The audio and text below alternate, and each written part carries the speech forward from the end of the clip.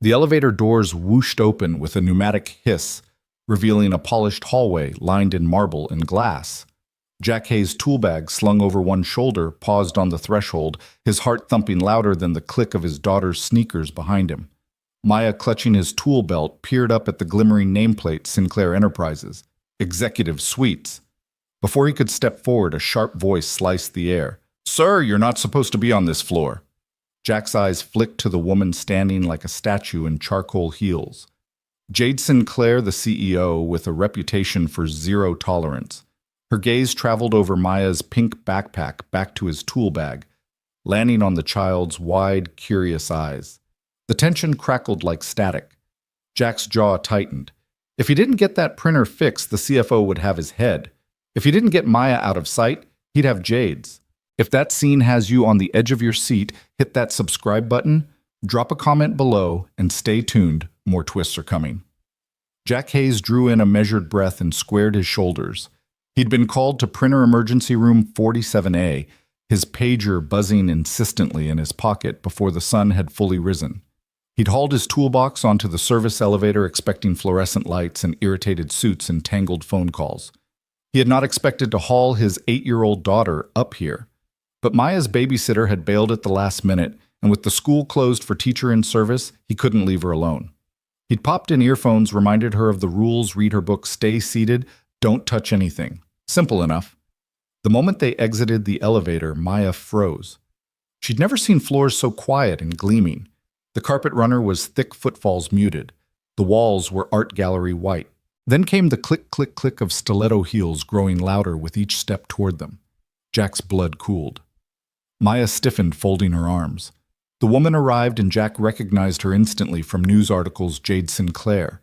She was taller than she looked in photographs, her posture perfect, every millimeter of her tailored suit, speaking of boardroom power. Her gray eyes swept from Jack's dusty tool bag to Maya's scuffed sneakers and back. She didn't blink. She didn't smile. "Sir, you're not supposed to be on this floor," Jade said, voice clipped and cold. Her arms crossed chest lifted an invisible spotlight, focusing on their unscheduled presence in her pristine domain. Jack swallowed. "Ma'am, I'm here to fix the printer in 47A. It's a critical jam in the CFO's suite." He tapped his pager. "Urgent call." Her gaze narrowed. 47A is the executive floor. She pronounced each word like a verdict. Jack nodded, forcing a polite smile. "I figured. The signs pointed this way. I'll be quick.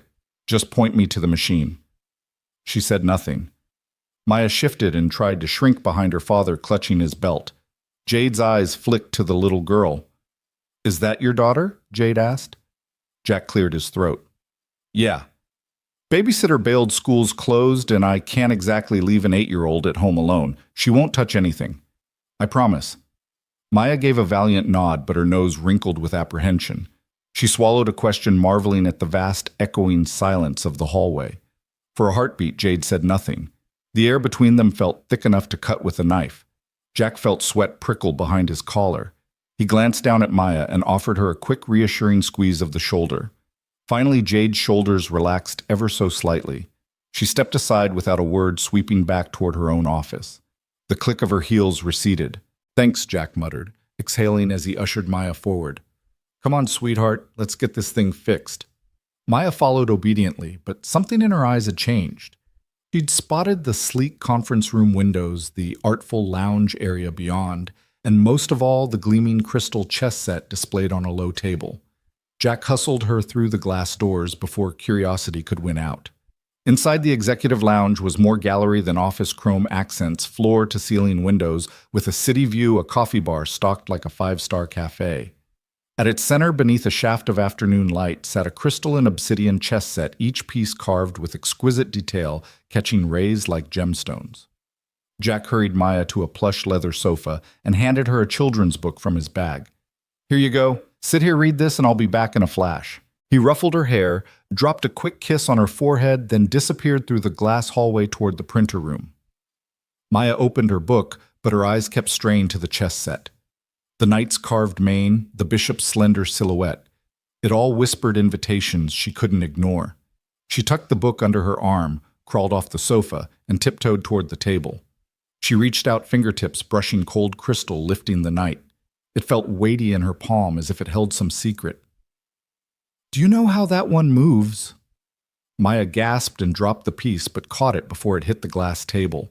She turned to see Jade Sinclair standing behind her arms, clasped at her waist, her white blazer pristine against the warm lounge tones. I'm sorry," Maya stammered. "I wasn't going to break it.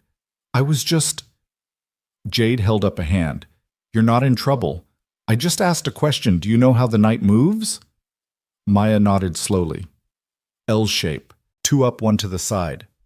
Jade's lips curved in the slightest, almost imperceptible smile. "Impressive."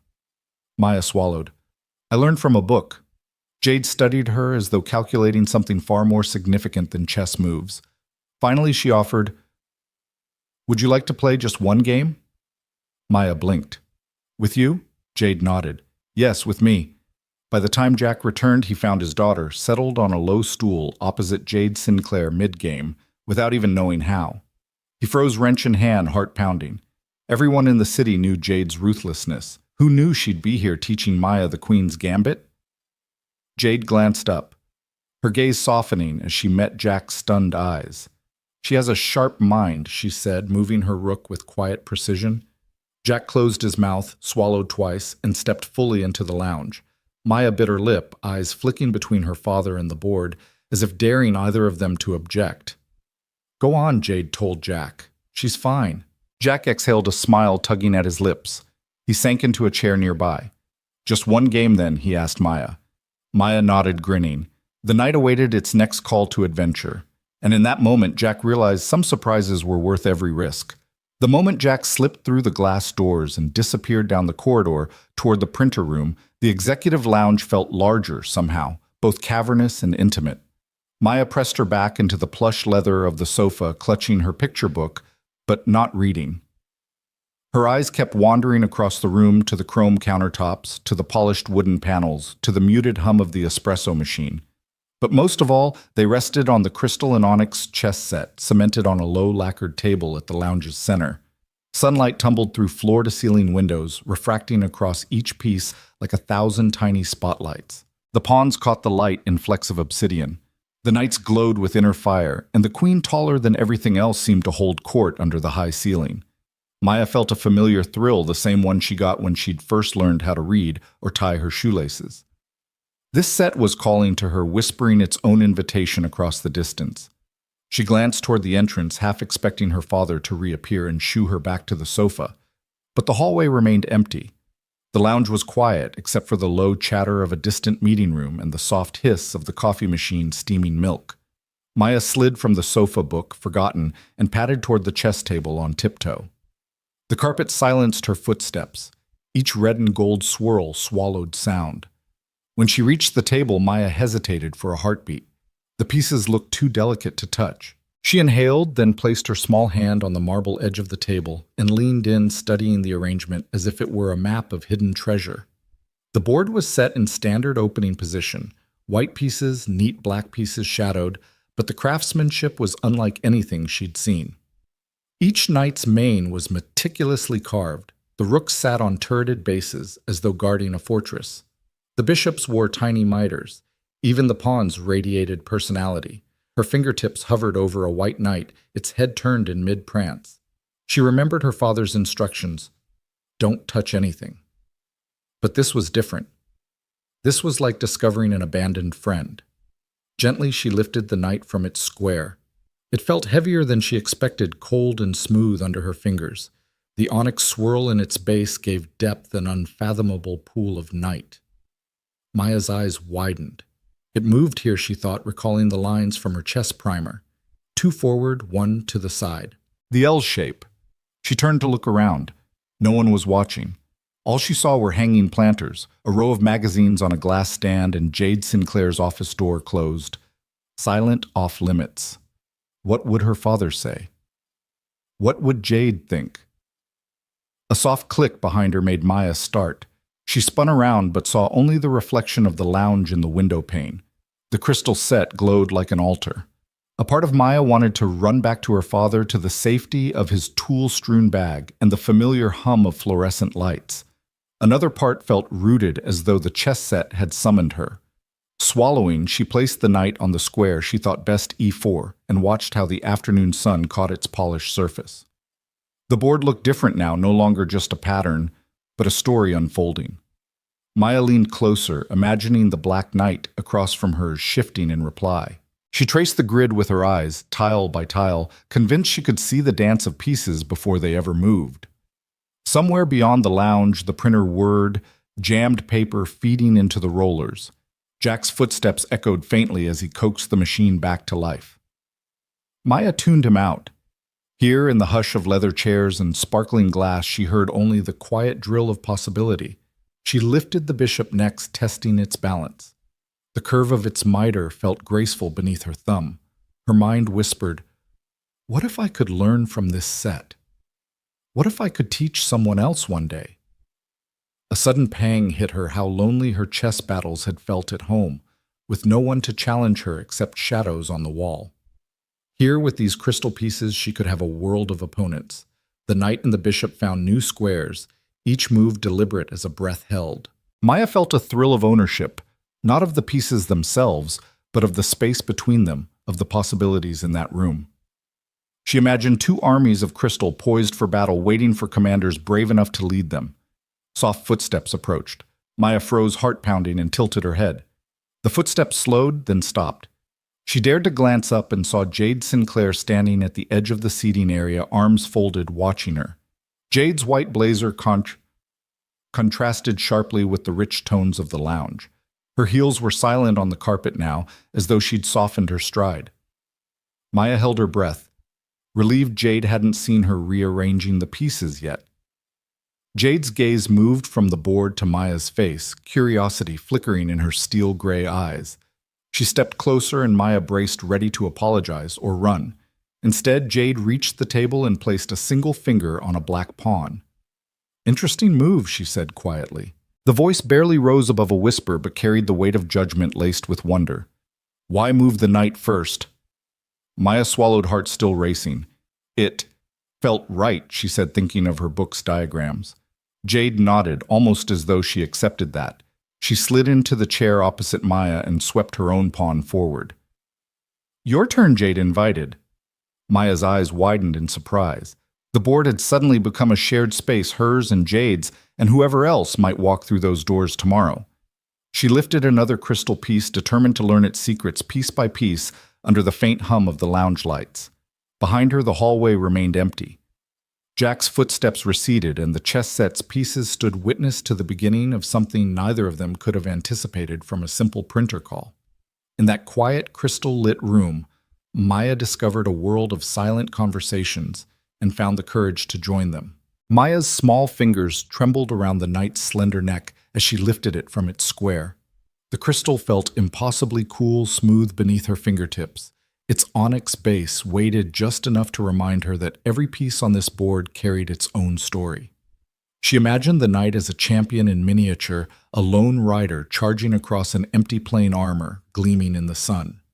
In Maya's mind, its silent whisper was a summons, "Move me where I belong."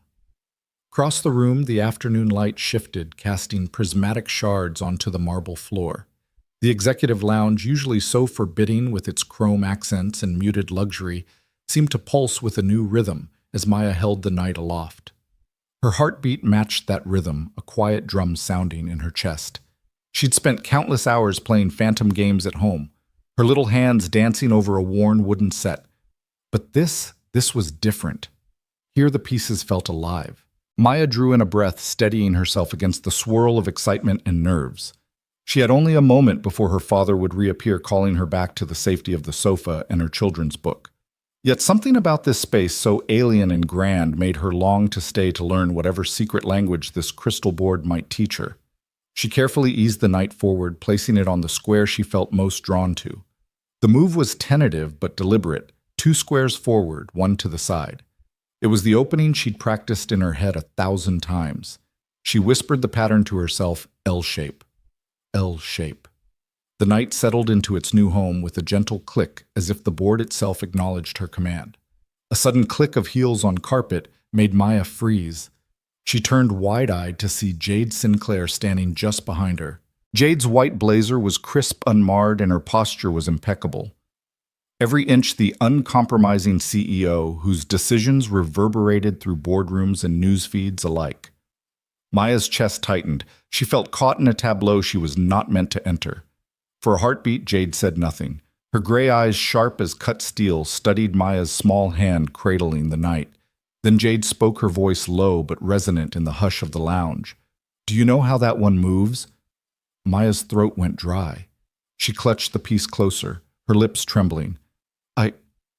I think so," she managed, voice barely above a whisper. Jade's expression didn't soften yet. She remained poised, standing like a statue carved from alabaster. Maya tried to swallow the lump in her throat. The room felt suddenly smaller, the carpet's pattern shifting under the weight of unspoken expectation. "It moves in an L shape," Maya said, her voice steadier this time. "Two forward, one to the side. Or two to the side, one forward." The night in Maya's hand seemed to hum at her words, the crystal facets catching a flicker of light. Jade's lips curved briefly, just enough for Maya to know she'd been heard correctly. The ice around Jade's gaze thawed imperceptibly, a glimmer of surprise or perhaps respect dancing in her eyes. "That's correct," Jade said, stepping closer to the table. Her presence no longer felt menacing, but curious, like a conductor discovering the first violinist in a symphony. Most adults can't recite that without hesitation. Maya's breath came in shallow bursts. She met Jade's eyes, trying to read the woman's intent.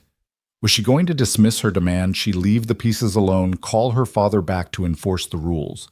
Maya braced for an admonishment for the first time, feeling the weight of her own audacity. Instead, Jade lowered herself into the chair opposite Maya, resting a hand on the table's edge. The knight still hovered between Maya's fingers and the square it had vacated. For a moment they simply looked at each other, child and CEO, connected by the shared understanding of that single piece. "You have a gift," Jade said quietly. "Not everyone hears the whisper of the pieces like you do." Maya blinked. Gift. She'd never thought of her love of chess that way. It had always been a refuge, a secret world where she could think her own thoughts far from playground chaos and homework pressures. To hear someone of Jade Sinclair's stature acknowledge it, Maya's heart fluttered with a mixture of pride and disbelief. Jade studied the board, tracing lines with her gaze, as though she could see beyond the crystal into Maya's imagination. "Tell me." She said after a moment, "Why move the knight first?" Maya hesitated, then spoke the truth. "It's unpredictable. It can jump over obstacles. It surprises other pieces." She slid the knight back into its new square and set it upright, careful not to chip its pristine edge. "And it feels like the right place, like it wants to go there."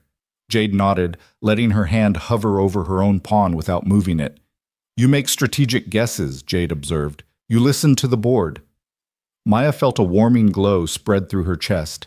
Jade's gaze lingered on her, softening further, as though the CEO's armor had been gently pried open by that tiny crystal knight.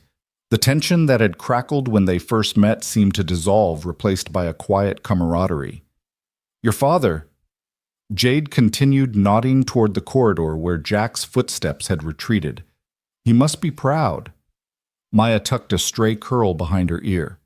"He says it's important to understand the whole board before making a move," she replied. "So you don't get trapped." Jade's lips tilted in a small but genuine smile. A wise lesson. She regarded Maya with an intensity that felt almost reverent.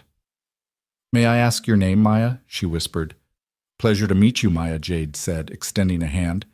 Maya's small palm met Jade's firm grip. The contrast soft, warm child's hand against the cool firmness of a CEO felt symbolic of the bridge forming between them.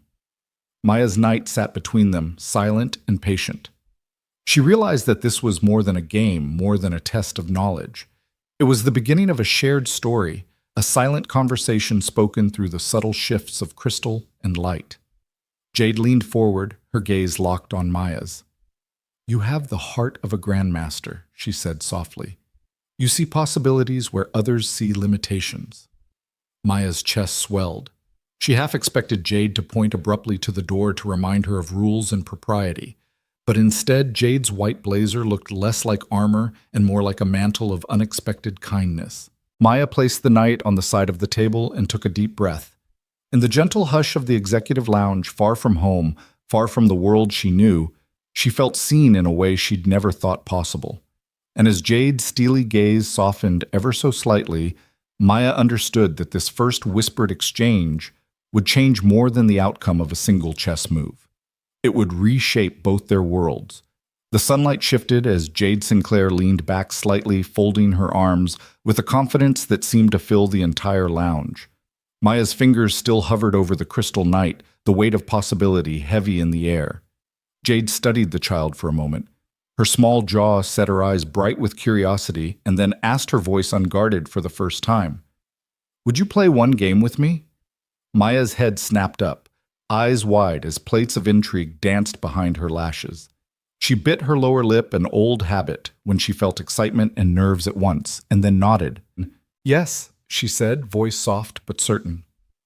Jade's lips curved in a small smile as though pleased by Maya's eagerness. She gestured to the other side of the board. "Sit here," she said gently, easing into the chair opposite Maya's favorite spot. "White or black?" Maya paused, tapping a stray curl behind her ear. White, she decided, remembering the countless games she'd imagined as white pieces, always striking, first, always charting her own course. "Good choice," Jade replied, picking up the first pawn. She set it down on e2. "Let's begin." Maya reached for her own pawn and mirrored the move, marveling at how the pieces felt alive under her touch. The crystal board, once a static gem centerpiece, had turned into a stage for two opposites, a corporate titan and a quiet girl in scuffed sneakers. Neither spoke for a moment. They simply moved their pieces, pawns advancing knights, shifting bishops, sliding each move a word in a silent conversation. Halfway through the opening, Maya glanced up at the glass wall behind Jade, where the marble conference room loomed. Executives trailed in suits and heels, their reflections fragmented by the thick glass. In that moment, Maya felt bold here. She was 8 years old, holding her own against one of the most powerful women in the city, and her father was nowhere in sight to save her. A soft click of the printer room door broke the reverie, and Jack Hayes stepped back into view, wrench in hand and his tool belt clinking. He spotted Maya immediately center stage, seated with Jade, and froze. For a fraction of a second, Jack's face registered panic, then confusion, then awe, as he saw Jade's calm posture and the knight positioned for what looked like a decisive strategy. "Hey, kiddo," Jack said, stepping forward quietly. He touched Maya's shoulder. "Printer's jammed, should be quick now." He glanced at the board. Mind if I grab my wrench and get back to it?" Jade looked up at Jack. One crystal eyebrow arched. The knight she'd just moved glinted between them. "She's in the middle of a game," Jade replied, tone neutral, but with an undercurrent of amusement. "She doesn't need rescuing." Jack blinked, took a breath, and nodded. "Right," he murmured. He set the wrench on the sofa beside him and sat in the chair Jade had vacated. He crossed his legs, watching Maya with a new kind of interest. Proud Daddy versus Panic Daddy, battling for control of his expression. Maya swallowed and turned back to Jade. "Your move," she said, voice steady. Jade's gaze softened as she surveyed the board. "Very well," she said, sliding her bishop diagonally across the squares. The piece rested menacingly close to Maya's pawn. "Check." Maya frowned, leaning in to consider the implication. Her mouth quirked in concentration as she remembered a variation from the chess workbook she'd pored over at home. She slid her knight around the threat, forming a quiet blockade that both protected her king and threatened Jade's rook. "Check," she declared, eyes shining. Jack whooped softly, covering his mouth. Maya's cheeks flushed with triumph. Jade paused mid-reach for her rook. Then she leaned back in her chair, studying Maya like she'd uncovered a hidden code in the city's skyline. "Remarkable," Jade said, voice low. "You play with intuition and an eye for patterns." Maya beamed. "Thank you." Around them, office life continued, distant laughter, muffled phone rings, the clack of laptop keys. But the chessboard had become a sanctuary, its crystal pieces reflecting a world beyond deadlines and bottom lines. Jade studied Jack, who shrugged sheepishly. "She's had plenty of practice," he said. But she's never played with someone like you. Jade nodded, returning her gaze to Maya. You're not intimidated, she asked the girl. Maya shook her head, pulling back a strand of hair. No, I like it when the game's hard. Jade smiled a true smile that reached her eyes. She extended her hand toward Maya's queen. Your queen, she said softly. A formidable piece. Maya nodded, flicked the queen onto a new square, and the game danced onward, knights whirring pawns shifting a delicate balance of offense and defense. Jack leaned forward, whispering, I think she's going to win. Jade glanced at him, shaking her head. Not so fast, she replied. Her next move was precise. She sacrificed a pawn to free her bishop, opening the board with ruthless elegance. Maya's jaw dropped. Maya's hand hovered over her next piece. She bit her lip, recalling her studies, her father's encouragement to think 2 moves ahead. She slid a rook forward to support her knight, foiling Jade's attack.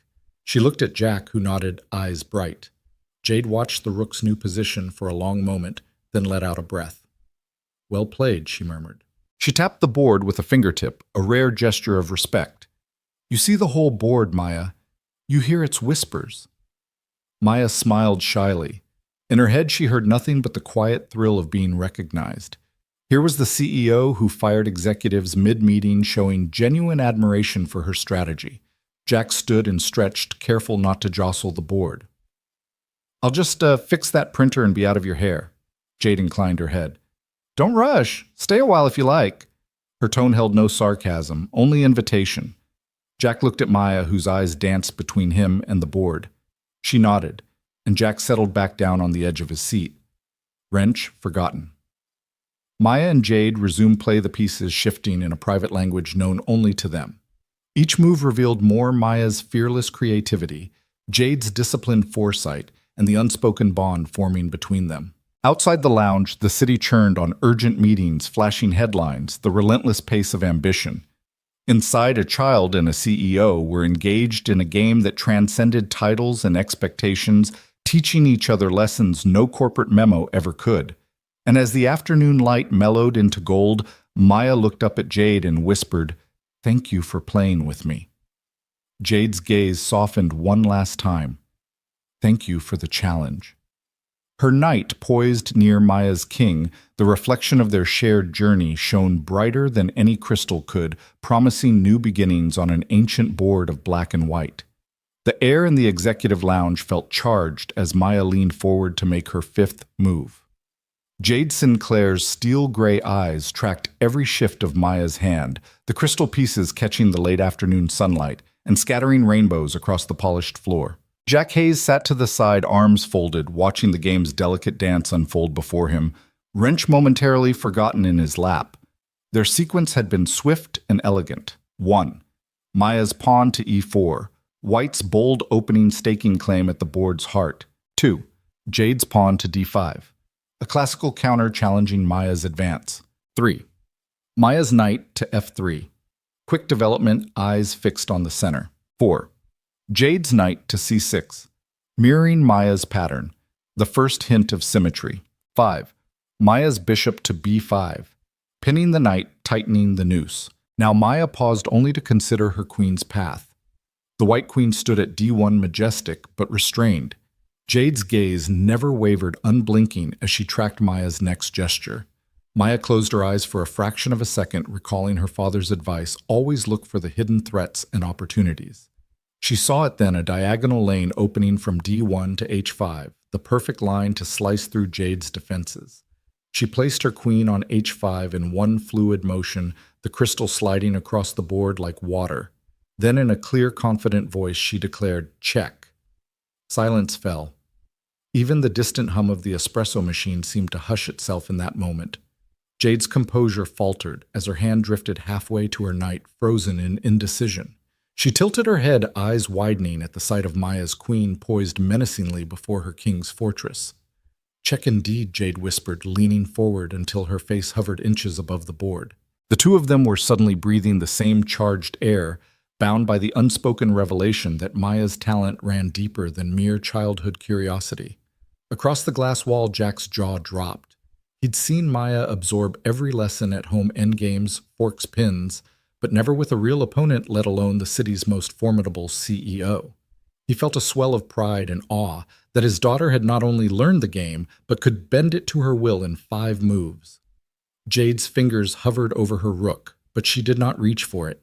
Instead, she exhaled softly and closed her hand into a fist on the table's edge.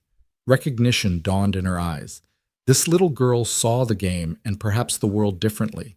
For so long, Jade had viewed everything in terms of power control and strategy to maintain her empire. Here was a reminder that strategy could also be poetry, that youthful insight could uncover patterns seasoned executives overlooked. Maya's cheeks flushed pink, but she remained poised, her small chin lifted in quiet confidence.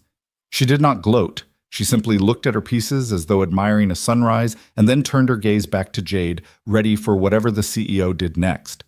Several heartbeats passed in that suspended moment before Jade nodded a gesture of respect that felt almost formal in its sincerity. She gathered her composure, sliding her rook sideways in a gesture that both acknowledged check and simultaneously deflected it a subtle dance of concede and combat. The crystal clinked and Maya felt the board shift under Jade's tactical response. Clever Jade said, eyes never leaving Maya's. Very clever. Maya allowed herself a small smile. She'd seen the potential queen fork on move 5 in her mind's eye, but executing it against a real opponent against Jade Sinclair felt like catching lightning in a bottle. Jack leaned forward, mindful not to disturb the board. I've never seen a faster check, he whispered, voice thick with pride. Maya shot him a sideways glance that said, Please don't embarrass me. Jade interrupted her tone, returning to its usual crisp professionalism, but underscored with new warmth. Your move, Maya, she said, indicating the board. Let's see where you take this next. Maya's heart fluttered with excitement. She touched her queen gingerly, moving it back to g4, drawing Jade's king into a deadlock while protecting her own defense. Each piece she moved felt like a word in a shared story, a conversation that transcended rank and job title.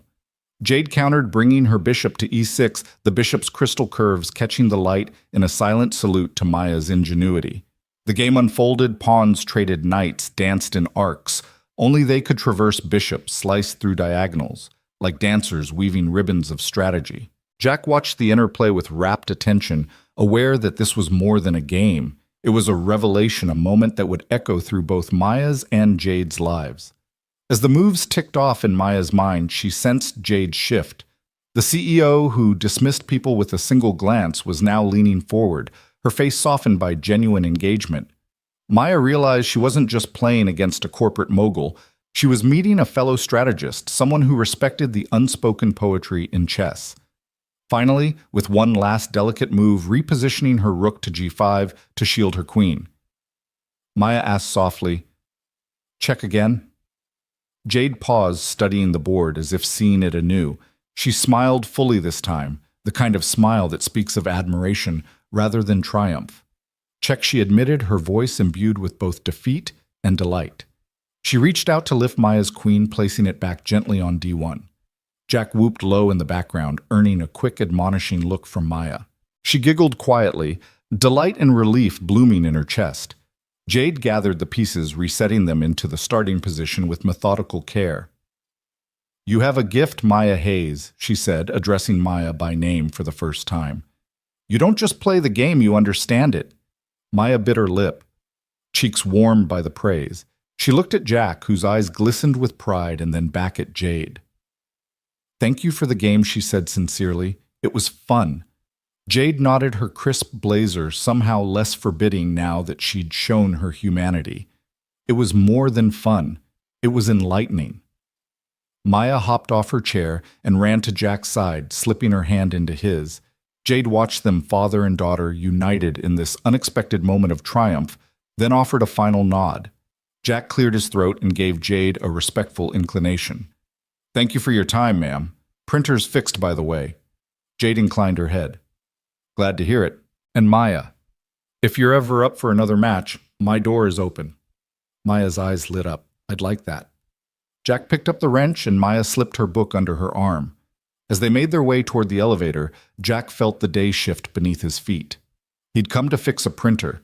He'd left with a memory he'd treasure forever. Behind them, Jade returned to her seat at the board, the pieces once again silent sentinels of possibility.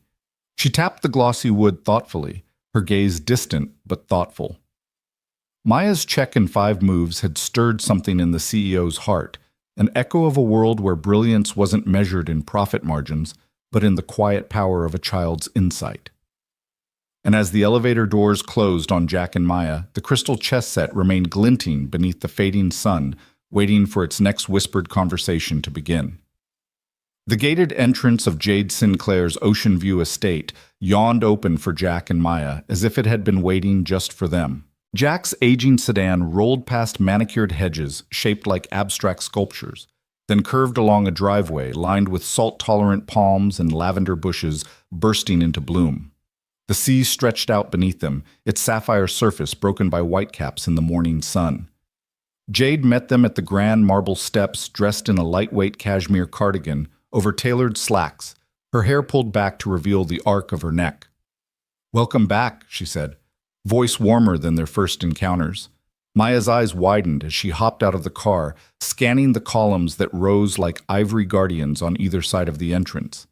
Inside the foyer was a cathedral of light walls of pale limestone, a sweeping staircase, with glass balustrades and an enormous abstract painting in hues of teal and gold that felt as fluid as the ocean beyond. A series of French doors beckoned off to one side, sunlight spilling through into a library lined with floor-to-ceiling bookcases. Jade led them through the soft click of Maya's sneakers echoing on the polished stone floor. "Please make yourselves at home," Jade said. "Would you like something to drink?" "Tea juice? Orange juice, please," Jack said, grateful for the normalcy of Maya's small voice beside him. Maya had already bounded toward the library. "Can I choose a book, Daddy?" she asked, her hand drifting along the spines, as though each one held a secret. "Of course," Jack smiled, catching Jade's eye with a grateful nod. Jade watched them with a fond expression, then turned and retrieved a crystal pitcher from a nearby console. She poured juice into 2 tall glasses and set them on a low table in the sunlit conservatory where orchids and ferns created a suspended garden. "Whenever you're ready," she said, motioning toward a pair of cushioned chairs flanking a small chess table. Maya hugged her book to her chest and followed Jack out to the terrace.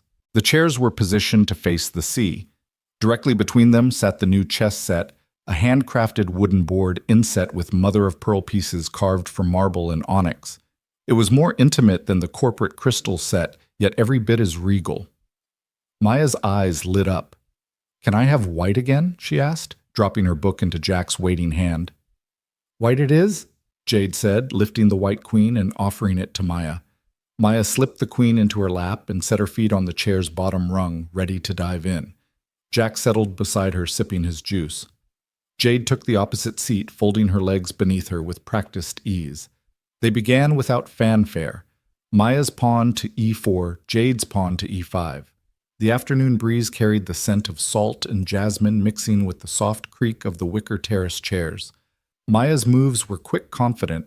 Her knight leapt to f3, her bishop slid to c4. Jade watched each gesture through narrowed eyes as though she were both teacher and student in this living lesson. Jack leaned over to Maya. "You've got the board in your head already," he whispered. Maya nodded, tongue caught between her teeth. Jade shifted her rook to f6, a move that surprised them both.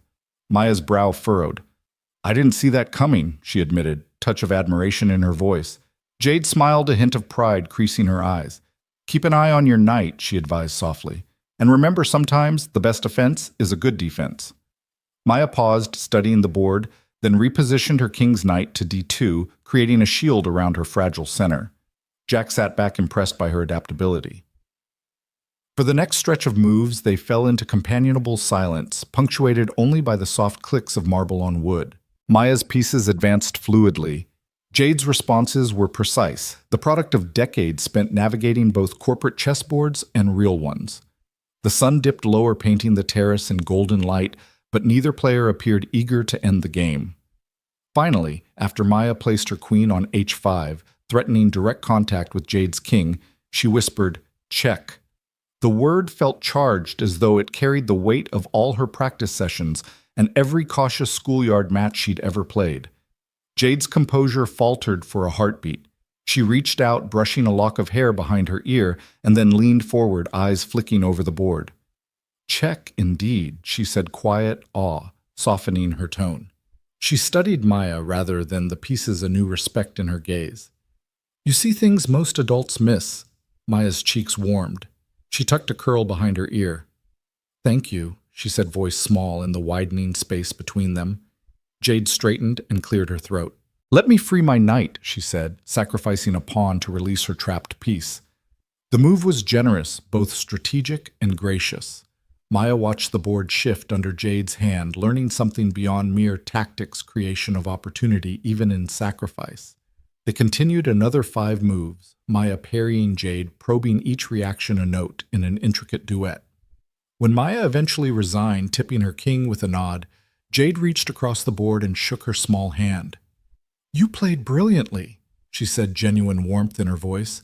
Maya grinned, her arms hugging her queen close. Jack rose, clapping softly. That was amazing, sweetheart. I had a great teacher, Maya replied, sliding off the chair.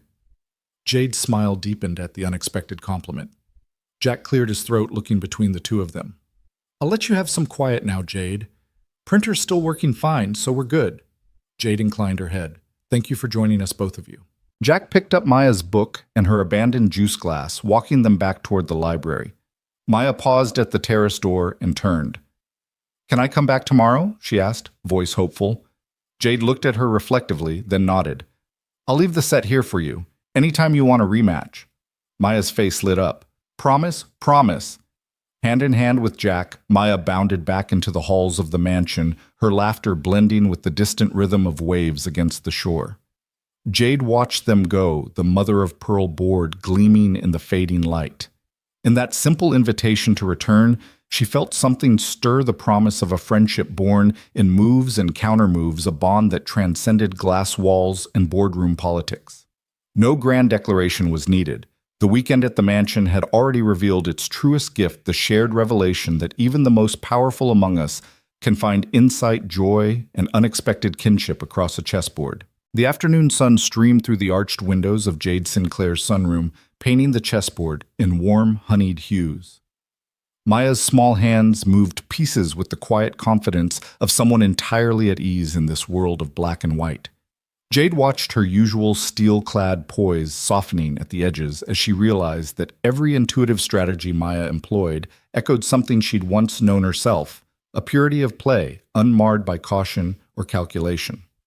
Jade adjusted the cardigan at her shoulders as if to brace herself against the whirlpool of memories that Maya's moves were stirring. She remembered herself at 8 years old poring over a battered wooden set in her family's study, the scent of polished mahogany mingling with the hush of late afternoons. She'd loved the knight's unpredictable leap, the queen's sweeping power, each move a miniature act of creation. But in the years since strategy had become a tool of control, a means to maintain her empire at any cost. The games she'd played as a child had been gentle exploratory. The ones she led now were battles of attrition. Maya slid her pawn to d5, trapping Jade's rook and forcing the queen to retreat. Jade's breath caught. The simplicity of the tactic, pure unadorned, sent a tremor through her armor. She realized she had been holding her breath, leaning forward in her chair, heart uncharacteristically racing. That was clever, Jade said, voice low. She moved her queen back to h4, a desperate bid to stave off the threat. Yet even as she played, her mind drifted to the hollow echo of silence in her childhood home, the way her father's footsteps had patrolled the upstairs halls, never pausing to leave her a forgotten note or a small word of pride. Maya's lips curved in a faint smile as she watched Jade's maneuver. Then she raised her knight fingertips, caressing the marble, and tapped it to f6. Check. The word hung between them, soft but emphatic. Jade closed her eyes, letting the word sink in. Check, she whispered, exhaling, as if relieved to hear her own voice. She opened her eyes to find Maya's wide, earnest gaze filling the space where her own childhood self might have sat. The little girl wasn't intimidated by her title or reputation. She simply saw the board, and by extension the world, in terms of opportunity and possibility. Jade studied Maya's face. Here was no pretense, no performance. Here was a spark of innocence and courage that she hadn't felt in years. It felt fragile, like a hidden spring of hope beneath her concrete exterior. The realization cracked something open inside her, a door she'd long kept locked against vulnerability. She touched her bishop, gingerly sliding it to e7 to protect her king's flank. The move was defensive, but softer than her usual style. Maya nodded approvingly. "You defend with grace." Maya observed her voice, that of a seasoned commentator rather than a child. Jade felt a lump in her throat as Maya's words fell like petals over her hardened heart. "Thank you," Jade replied, voice catching. She hadn't expected praise from anyone, least of all an 8-year-old. Outside, the ocean breeze whispered through the palm fronds, carrying the salt-laced promise of renewal. Jade closed her eyes briefly, letting the scent wash over her, prying loose the memories she'd buried. She remembered the cradle in the nursery, the lullabies that had once soothed her to sleep, and the abrupt silence when her own child had been taken from her. 8 years had passed since she'd signed away that tiny hand, convinced it was for the best. Yet every now and then, in the hush of night, she still heard the echo of her daughter's first cry. Her hand trembled as she moved her rook to c8, resigning herself to Maya's mounting advantage. She looked up and met Maya's gaze, uncertainty softening the lines around her eyes. The CEO's mask had slipped, revealing something raw and unguarded beneath. Maya hesitated as though sensing Jade's inner storm, and then gently offered, "Your move, Ms. Sinclair." Jade drew in a breath. The title sounded strange in her ears, devoid of its usual weight. "Jade," she murmured. "Just Jade." Maya smiled. "Okay, Jade." Jack, who had been quietly observing from the side, leaned forward. "This is incredible. I've never seen her play like this." Jade looked at Jack, gratitude flickering in her eyes. "She has a gift," she said, tone almost reverent. "You've given her the freedom to explore it." Jack swallowed, nodding. "I've tried." Jade turned back to the board. The final moves awaited. Maya moved her queen to d4, a calculated advance that sealed the fate of Jade's king. Jade studied the position and nodded, signaling her acceptance. "Maya has won," Jade announced softly. She reached across and gently lifted Maya's queen, setting it back on its home square with delicate care. Maya pressed her fingertips to the surface of the queen as if reunited with an old friend. "Thank you for the game," she said, eyes shining with genuine warmth. Jade felt her own eyes water, touched by the child's graciousness. They reset the pieces, placing them carefully for a new game. Jade studied each pawn and knight as she set it, thinking about the careful hands that would move them next.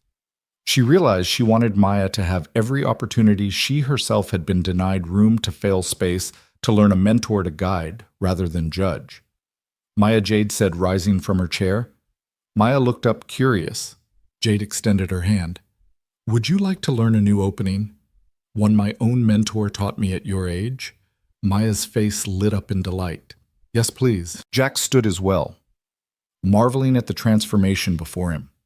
The titan of industry, humbled by a child's intuitive mastery, cracking open to rediscover the wonder she'd forsaken. Jade led Maya through the mechanics of the Sicilian defense, her voice gentle and patient, eyes bright with the rediscovered joy of teaching. As they played, Jack slipped out briefly to fetch tea and cookies, returning to find Jade and Maya engrossed in a new dialogue of moves and countermoves. He sipped his tea, heart full aware that this was more than a game. It was a bridge spanning years of regret and hope, linking a CEO and a child in a shared rediscovery of innocence and wonder. When the sun dipped low, painting the estate's halls in dusk's soft glow, Maya finally stretched and yawned. "I think I've learned enough for today," she said. Jade nodded in agreement. Maya gathered her pieces, placing each back in its marble castle. Jade followed suit, her fingers lingering on the knight, as though reluctant to end their time together. "Thank you, Maya," Jade whispered. "You've reminded me how to see the game and the world through new eyes." Maya patted Jade's hand. "And you've shown me that playing isn't just about winning. It's about sharing the board." Jade closed her eyes, letting the words sink in. She realized in that moment that her armor had cracked, not from pressure, but from the gentle insistence of a child's intuitive grace. Hope and regret, memory and possibility mingled like the last rays of sunset in her heart. Jack rose and collected their empty teacups. He looked at Jade with newfound respect. You were wonderful, he said simply. Jade turned to him, a hint of a smile on her lips. So was Maya. They walked together down the marble hall, Maya skipping ahead with a boundless energy that whispered of future triumphs. Behind them, the chessboard waited silent, patient, and ready for the next game in which two unlikely players would continue to reshape each other's worlds. Jack Hayes woke to the soft glow of dawn filtering through their living room curtains, the hum of their humble apartment stirring to life around him. He stretched and rubbed the sleep from his eyes, then reached for his phone on the coffee table, where yesterday's teacup still stood cold. His thumb flicked across the screen, and there it was, a single message from Jade Sinclair. Maya's welcome for another match, no agendas. He blinked, surprised by the warmth threaded through those 7 words. Jade Sinclair, the formidable CEO whose every public appearance set corporate halls whispering, had sent a personal invitation to his 8-year-old daughter. No contracts, no media requests, no fees, just chess. Jack read the message twice, incredulity twisting his chest. He wondered if it was some kind of mistake, Jade's assistant sending a draft. He scrolled up to confirm the sender. J.S. Sinclair. No question she meant it. The phone buzzed again with Maya's sleepy yawn. Daddy? Maya's small voice drifted down the hallway. Is it time for school? Jack slipped the phone into his pocket and called back. Morning, sweetheart. Not quite. I've got something to show you first, okay? A beat, then a bright. Okay. He patted into the kitchenette where Maya sat at the table, hair-tousled cereal bowl. Half empty. Her eyes were still glazed with dreams, but the minute they saw him, they lit up. You got it? She asked eagerly, wiping milk from her chin with the back of her hand. Jack pulled his phone back out. Read this, he said, handing it to her. Maya leaned forward, squinting as though trying to make the letters dance into a secret code she could decipher.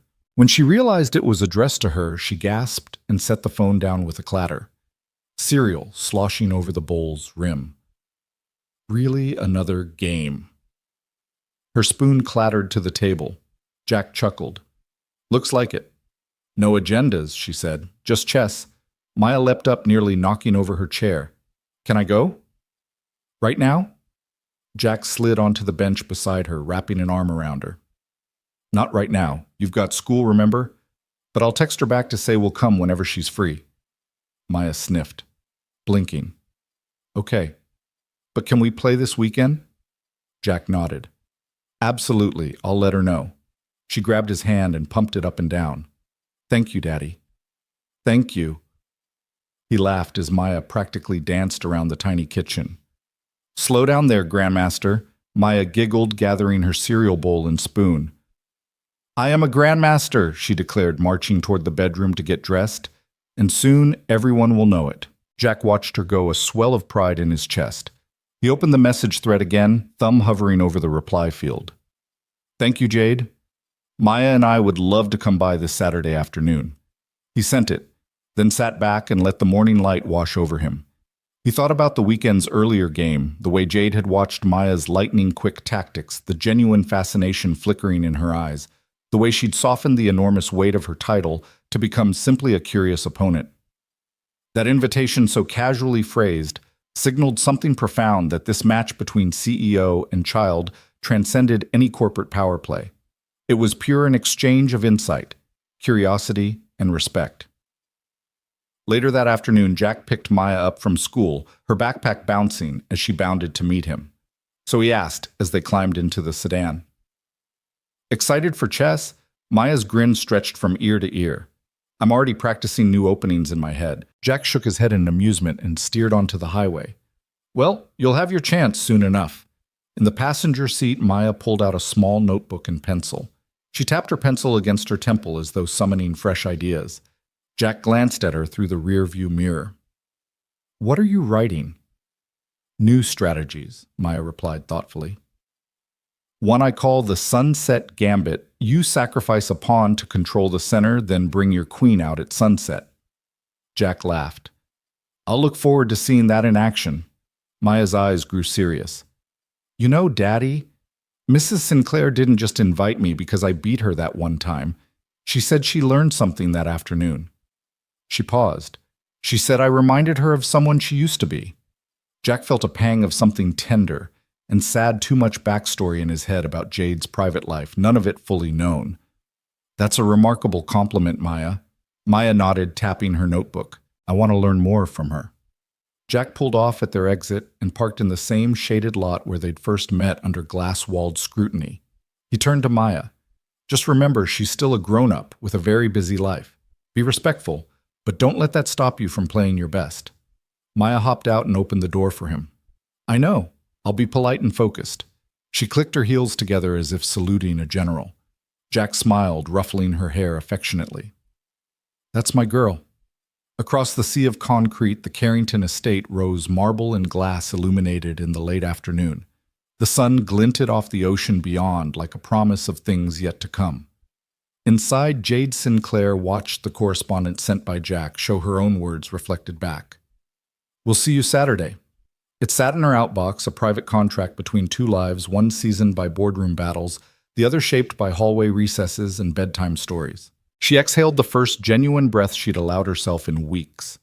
The chessboard on the terrace had become more than an afternoon distraction. It had become a portal to a world she'd thought she'd left behind the day she closed the nursery door of her ocean view home. Jade stood smoothing her blazer and poured herself a small glass of lemonade. As she sipped, her thoughts drifted to Maya's first game, how the child's intuitive strategy had cracked open something she'd sealed tight, a sense of innocence, the joy of discovery, the raw thrill of possibility untainted by fear. The invitation wasn't just for chess. It was Jade's own unspoken plea to reconnect with that part of herself. The following Saturday, Jade would set out the mother-of-pearl board once more, arrange the pieces with ceremonial care, and wait. Not for reports or mergers, but for a small girl whose presence had shown her a kinder game, one where victory wasn't measured in profits, but in shared moments of wonder. She raised her glass in a silent toast to that future, to unbidden invitations, she thought, and to the games that change us.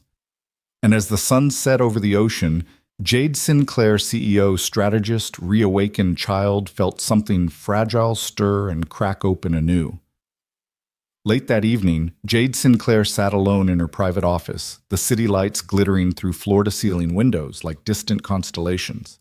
The ocean breeze drifted in through an open casement, carrying the faint scent of salt and lavender.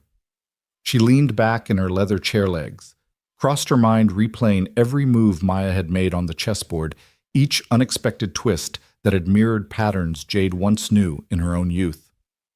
The housekeeper's footsteps had long since faded, the estate quiet, except for the hum of air conditioning and the distant crash of waves against the cliffs below. On her mahogany desk lay an envelope, its edges sealed with crimson wax bearing her family crest. She'd received it that afternoon, hand-delivered by a courier who wouldn't meet her eyes. It contained a DNA report commissioned quietly months ago, when an unshakable intuition first whispered that Maya was more than just a bright chess protege. Jade had resisted opening it, fearing the truth her own heart, and the child who'd reignited something fragile and precious inside her. Now, with the house empty and the night thick around her, she broke the seal. The inner envelope revealed a single sheet of heavy paper printed in precise type, a barcode at the top, test results below. She unfolded it and read, Sample A. Maya Bennett. Sample B. Jade Sinclair. Probability of maternity 99.9998%. Her breath caught. The paper trembled in her hand, words swimming as the world tilted beneath her. Years of steel resolve dissolved in an instant, replaced by a torrent of memory and emotion. She closed her eyes, recalling the day 8 years ago when she'd learned of her pregnancy, 8 years of careful planning, of corporate ascendancy and relentless ambition.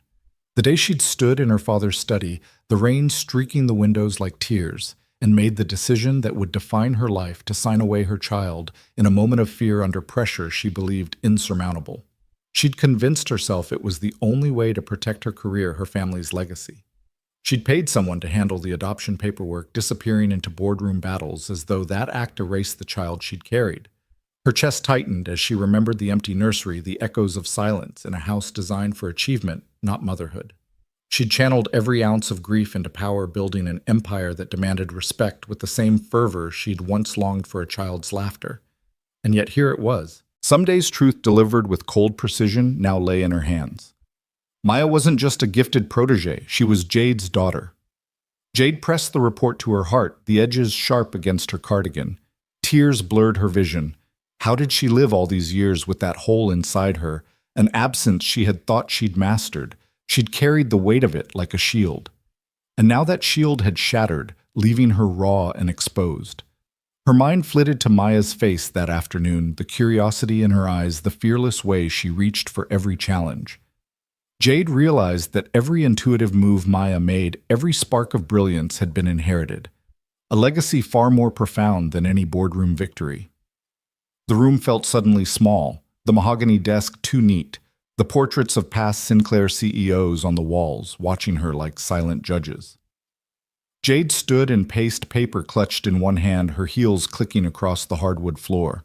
She paused at the window and gazed out at the moonlit water, searching the horizon for guidance she wasn't sure existed. Could she meet Maya again this time? Not as her CEO, nor merely an opponent, but as a mother. Could she bridge 8 years of distance, of unspoken longing and unuttered apologies? Each question pressed on her chest like a stone. She sank to the edge of her desk, placing the DNA report before her.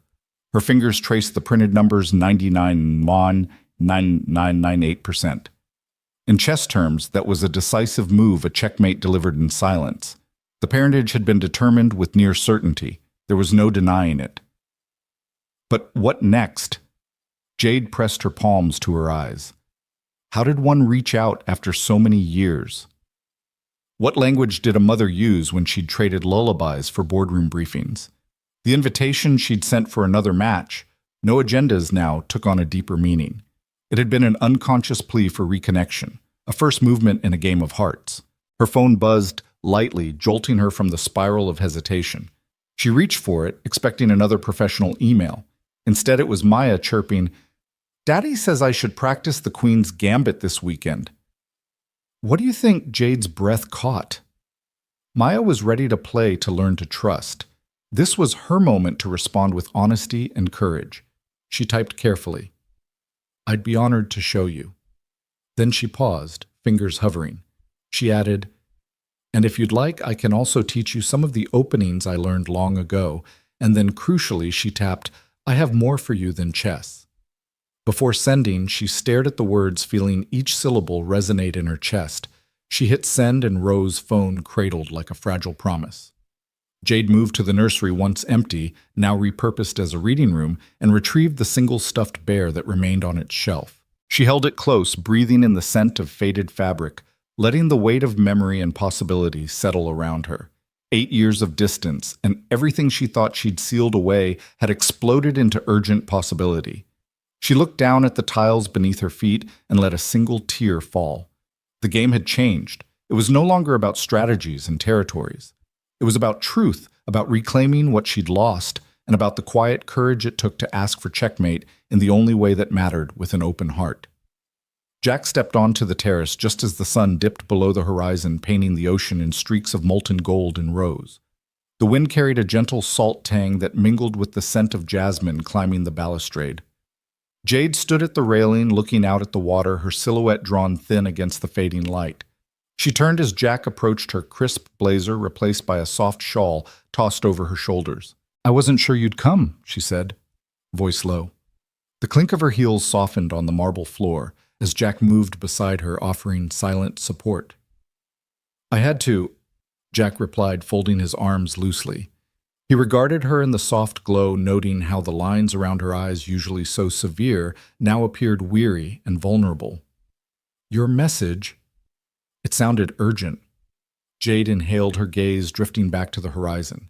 She opened her mouth, then closed it as if warring with the words. Finally, she exhaled and began, voice trembling. 8 years ago, I was 26 and fresh out of grad school. I'd just taken my place on the board, a seat I'd fought for since I was a teenager. Then I found out I was pregnant. Jack let that settle between them. The only sound was the whisper of waves against the cliffs. Jade continued, taking a small step away from the railing. My father called me into his study. He looked at me like I'd broken something precious. She paused, pressing her hand lightly against her abdomen as though it remembered the life she'd carried. He said my pregnancy would create a scandal that would disgrace our entire family and ruin our company's reputation. He gave me an ultimatum: terminate it or lose everything. Jack's breath caught. He remembered the ruthless way Jade had climbed to power-cutting deals and severing ties without remorse. Never had he imagined a moment when fear and love had wrestled inside her. He kept silent, attentive. I was terrified, Jade admitted, her voice cracking. Not of the child, of what I'd become if I kept her. She looked at Jack, eyes glistening. I believed my career, my place in this world was more important than my own flesh and blood. So I agreed. I signed the papers. I told myself that I was protecting her from the headlines, from judgment. I told myself I'd give her the freedom to grow away from my mistakes. Jack felt a pang in his chest, empathy blooming for a woman he barely knew. You thought you were doing the right thing, he said softly. Jade nodded, tears slipping down her cheeks. I thought I was strong, but I was just afraid. She turned back to the sea shoulders, trembling. I buried the news. I buried my guilt. I barred the nursery door and threw away the key. Jack reached out, placing a hand on her arm. The warmth of his touch grounded her. You were a child yourself, he said quietly. You made a choice under pressure. You did what you thought you had to do. He paused, searching her face. You never had to carry that alone. Jade stared at her shaking hand. I thought I had because I couldn't bear the thought of facing anyone. Not my board, not my colleagues, not myself. Her voice faltered. And then Maya walked into my life, and every move she made on that board reminded me of what I'd lost: kindness, curiosity, the courage to be vulnerable. Jack's gaze softened. She's special, he agreed. She sees the world differently. And she saw you, not Jade Sinclair, the CEO, but Jade Sinclair, the person. Jade turned to him, eyes searching his. I wanted to tell you earlier when I saw her that first time, but I was terrified you'd think less of me, terrified you'd take Maya away. Jack's breath caught. He swallowed. I thought you were just being kind to a young player. He ran a hand through his hair. I didn't know the truth until the DNA report. Jade placed a hand over her heart. I couldn't bear the idea of losing her again. I thought if I kept my distance, I could protect both of us. But distance isn't protection, it's a barrier. I'm tired of barriers. She turned fully to face him, tears shining in the terrace light. Jack, Maya is my daughter. I relinquished her believing it was best for her, but she never left my heart, not for a moment. Jack stepped closer, lowering his voice. I know. He paused, letting the weight of that confession settle. I know what it's like to carry a constant worry for a child. Lots of parents do. But I also know that a child belongs with those who love them most. If you want to be in her life, we'll make room. No boardroom politics, no agendas. Jade's lips trembled in relief. You understand? After everything. Jack lifted her hand, placing it over Maya's beer, the childhood toy Maya had left behind the first weekend. I see a mother who lost her way and wants to come home. That's all that matters. Jade leaned into his embrace, the first genuine connection she'd allowed herself in years. Thank you, she whispered. I'm so sorry.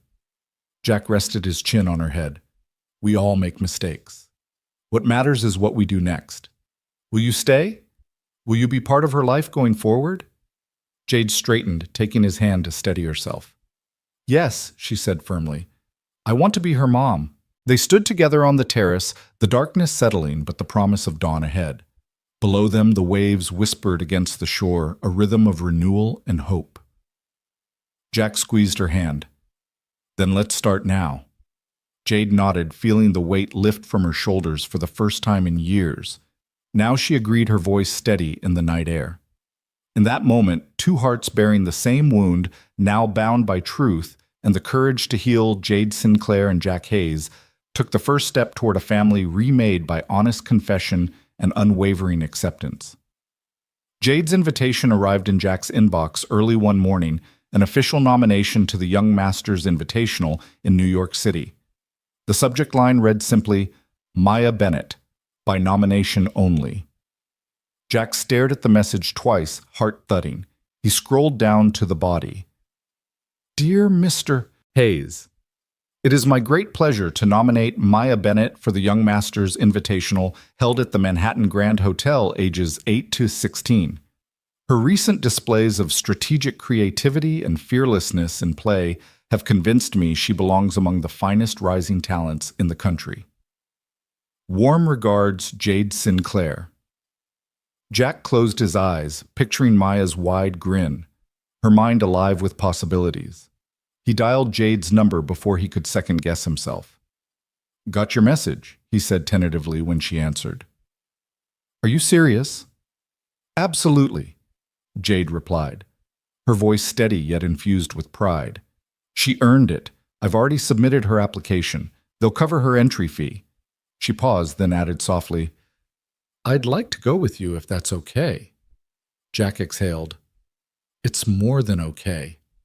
He pictured Maya practicing openings at the kitchen table, eyes bright with purpose. He felt a fierce determination to say yes. By late afternoon, plane tickets were booked. Jack told Maya on his drive home from school. "Pack your favorite chess book," he said, glancing at her in the rearview mirror. "New York's calling." Maya's scream of delight echoed off the car windows. "I can't believe it. I'm going to New York." "Thank you, Daddy, and thank you, Mom." She beamed, turning in her seat even as Jack frowned at Jade's unspoken title. They had agreed Jade would simply be Jade now, but to Maya she was at that moment Mom. The weekend dawned clear and crisp. Their flight over the city glittered like a field of lights beneath a glass sky. Jack steered their cab through Midtown Manhattan. Maya pressed against the window, and Jade sat beside her, clutching her daughter's hand, tears of pride welling. The Manhattan Grand Hotel lobby was a marble-floored cathedral of glamour, soaring pillars, crystal chandeliers, and a long velvet rope guiding attendees into the tournament hall. Parents in tailored suits chatted softly. Children in blazers and crisp shirts clutched tuxedo board cases. The air thrummed with anticipation. Maya, clutching her miniature backpack and mother-of-pearl chess set case, took it all in with wide-eyed wonder. Jade draped a gentle arm around her shoulders. "Ready?" she asked in a low voice. Maya nodded, determination brightening her features. "Let's do this." Jack, standing behind them, felt his chest tighten with emotion. He placed a steadying hand on Maya's shoulder. "Remember, just play how you always do." Maya gave him a quick grin, just like home daddy. They crossed the plush carpet into the main hall. Rows of tables stretched toward a raised dais where the tournament officials sat behind a long table. The space was hushed, save for the soft tap of footsteps and the occasional murmur of strategy. Each table hosted 2 chairs, a chessboard, and a digital clock. Spectators lined the perimeter behind a second velvet rope. Jade guided Maya to the table labeled Board 12. Her opponent, a 13-year-old named Tristan Lee, sat confidently in his chair, adjusting his tie with practiced ease. He looked up, sizing Maya in the same way Jade once had a quick scan of frayed sneakers, the battered notebook under Maya's arm, the fierce gleam in her eyes. Maya settled into the chair, placing her case on the floor beside her. Jade and Jack slipped into the first row of spectators. Maya turned, offering them both a determined nod, then faced Tristan. Their handshake was brief but respectful. The tournament director read the opening announcements, then said, "Begin." Maya opened with her signature pawn to e4, her shoulders squared. Jack and Jade shared a proud glance in the front row. Tristan responded with pawn to c6, the Sicilian defense.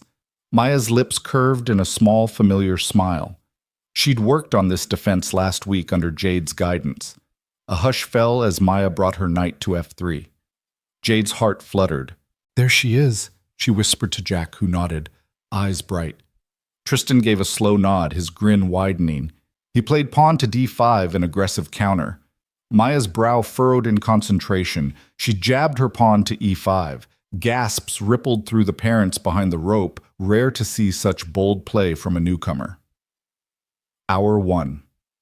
Maya developed her second knight. Her bishops carved elegant diagonals across the board. Jack leaned forward, whispering notes of encouragement under his breath. Jade sat rigid, but her eyes glistened unbidden. Hour 2. Tristan launched a queenside attack, his rooks and queens swirling toward Maya's king. Maya's defense was unorthodox but brilliant. 2 moves later, she unleashed her queen onto h5, slicing through Tristan's formation. The hall fell silent. Tristan froze.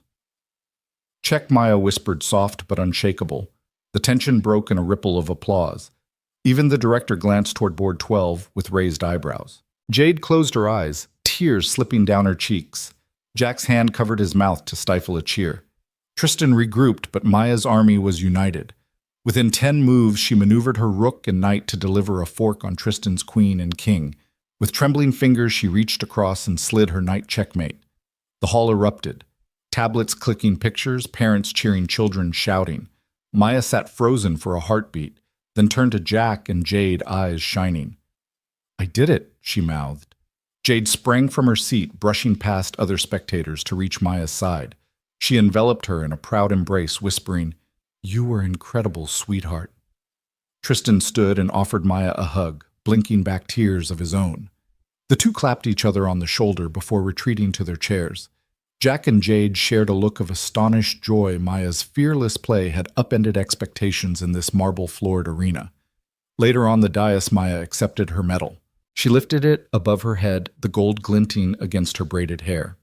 Jade and Jack joined her arms around her shoulders, and the crowd rose in a standing ovation.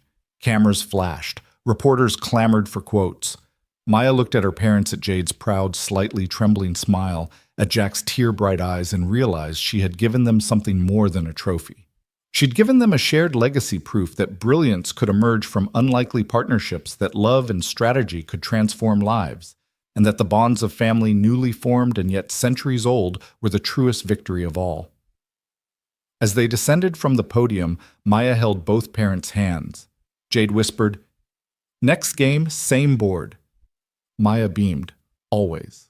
Jack watched them, heart full. The chess world had witnessed a child shock an entire tournament. Jade and he had witnessed something even more profound.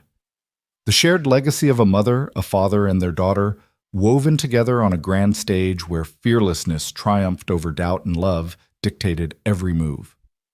The final match concluded under a wash of fluorescent lights in the cavernous tournament hall.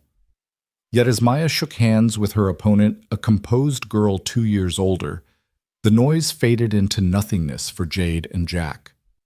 Their daughter had just triumphed once more, proving every bit her rightful place among these young chess masters.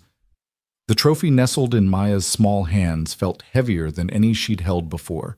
But it was the moment afterward, the moment Maya turned her eyes glassy with excitement and gratitude, that truly mattered. "Thank you, Mom. Thank you, Dad."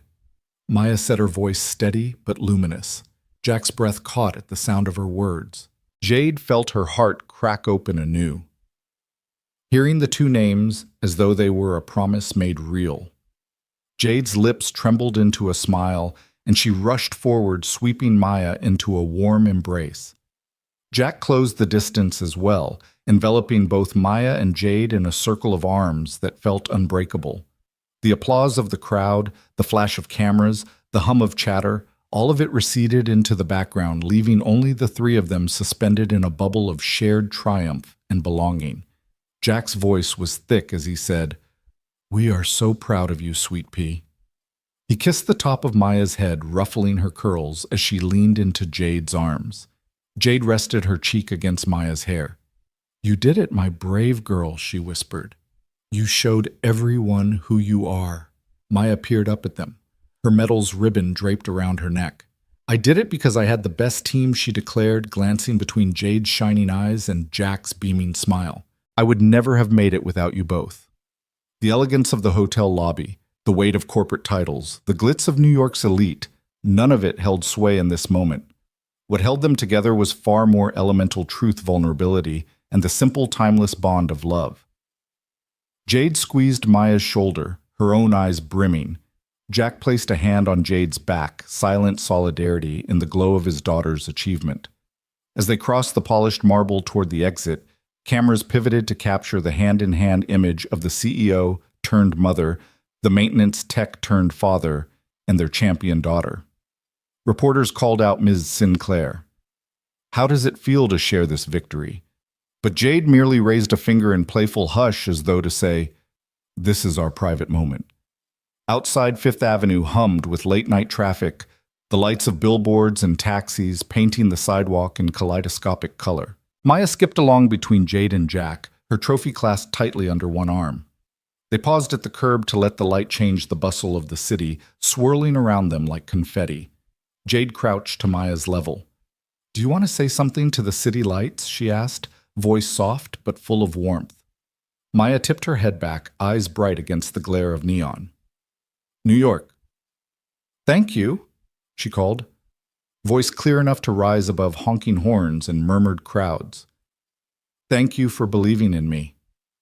A nearby passerby smiled, and a cluster of tourists raised their phones to record a child's impromptu salute to the city. Jack laughed and joined Maya in waving. Jade stood behind them, her heart swelling with a love that transcended the trophies and the titles, the victories and the losses. They continued down the sidewalk, moving in a choreography of unity. Jade's hand found Jack's, and Maya's hand linked theirs, forming a chain none could break. The city lights, once symbols of ambition and isolation, now seemed to spotlight their journey. A CEO who reclaimed her heart, a father who never let go, and a daughter who taught them both what truly mattered. They rounded the corner onto a quieter side street where Jack flagged down a cab. Inside, Jade settled beside Maya, smoothing a stray curl from her daughter's forehead. Jack took the front seat, the driver giving them a friendly nod as they loaded the trophy into the back. The cab pulled away and Maya pressed her cheek to the window, watching the city ripple by. "Do you want to tell them how you feel?" Jack asked, glancing back. Maya nodded, voice muffled by glass. "I feel complete." Jade laid a hand on her daughter's knee. "That's exactly how family feels," she said. "Not perfect, just complete in our love." Maya smiled and Jade squeezed her hand. Jack turned on the overhead light for a glimpse of both their faces in the rearview mirror. Maya's triumphant glow. Jade's proud tears, Jack's steadfast joy. They rode in a cocoon of shared triumph, the city buzzing around them, a backdrop to their private moment. When the cab pulled up to Jack and Maya's apartment building, they climbed out together, the trophy cradled in Maya's arms like a beacon. Jade walked with them to the door, every step a testament to her commitment to this new family she had chosen to embrace fully. Inside the building's lobby, Jack reached for the elevator button. Maya leaned against Jade, the two of them standing close as the doors slid open. Jack pressed the button for their floor, and the elevator chimed. As they settled inside, Maya piped up, "Can we play chess at home tomorrow?" Jade laughed, eyes meeting Jack's. Every day she promised voice soft with emotion. Jack nodded. Every single day. The elevator doors closed, and in the small, mirrored chamber, they saw themselves CEO tech worker and their daughter reflected as equals, bound not by obligation, but by love. No boardroom drama, no corporate maneuvering, no one left standing outside. They had found each other's hearts in the quiet checkmates, in the grand victories, in the smiles and tears, in the shared legacy forged by truth and second chances. As the elevator ascended, Maya pressed her finger against the mirror, tracing a heart around their three intertwined reflections. Jade smiled, tears glistening. Jack stepped between them, placing an arm around each. And in that tight, luminous embrace, they were not titles or reputations or achievements. They were simply Mom, Dad, and Maya, at last truly and irrevocably a family.